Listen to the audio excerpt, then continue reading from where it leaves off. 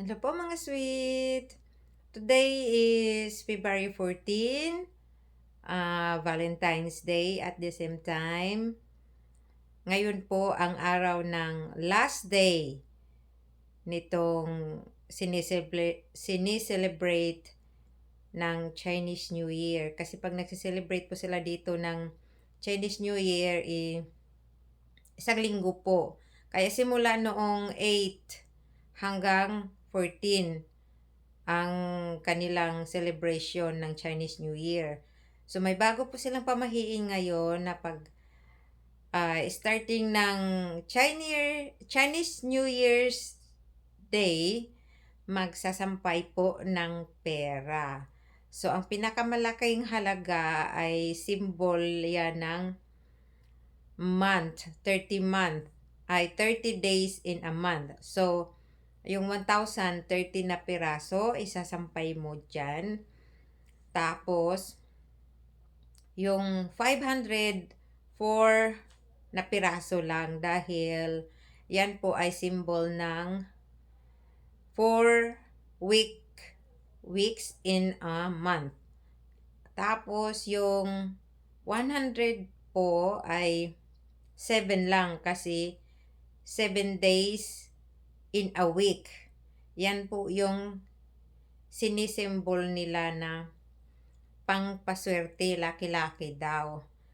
Ang gagawin po pag nagsasampay ng pera, yung tao na sa harapan ng bed mo kasi ibig sabihin nakangiti sila nang ikay natutulog.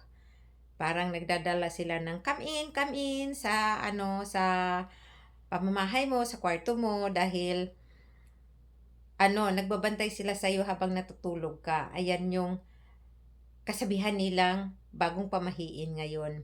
Tapos, ngayon, pagdating ng end of Chinese New Year's Day, ayan ang time nilang kukunin. Tapos magpapaputok ng fireworks, ganon. Ang gawin nila dyan mga sweet, nakaupo silang sungkitin nila ang kanilang pera. Dahil pag nakaupo daw, ibig sabihin, kahit hindi ka nagkukumayod na mabuti, kusang darating daw yung biyaya. Kasi nakaupo ka lang, tapos naglalaglagan ng pera from nowhere. Ganon. Ibig sabihin, yung swerte mo, madagdagan pa at madagdagan pa na. May darating na lang na pera bigla na hindi mo alam kung paano nangyari at anong nangyari. Kasi kunwari nakaupo ka lang tapos may biglang magbibigay sa'yo, "Uy, ito ganito ganyan." Paano nangyari 'yun? 'Di ba? Nanalo ka pala sa loto. 'Di ba malaking swerte 'yun kasi sa kanila dito pamahiin din nila, paniniwala din nila na after Chinese New Year kasalukuyang nagcha-Chinese New Year, tataya at tataya talaga sila sa loto. Ganon ang ginagawa nila dito. Hindi sila pwedeng hindi tataya sa loto dahil yun nga ang kasabihan nila na swerte. Yan.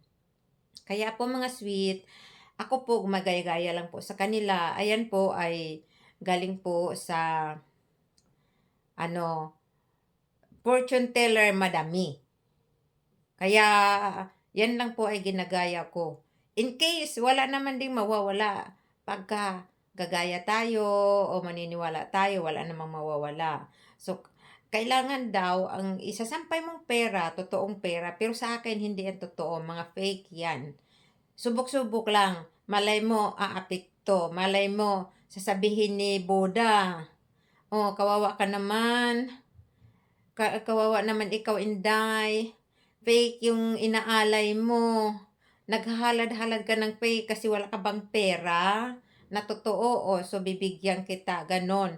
Kaya yun din ang aking yung baka sakali mananalo tayo sa loto, 'di ba? Patanalunin tayo ni pusa dahil naawa sa atin, wala tayong tunay na pera, puro fake ang meron tayo, 'di ba?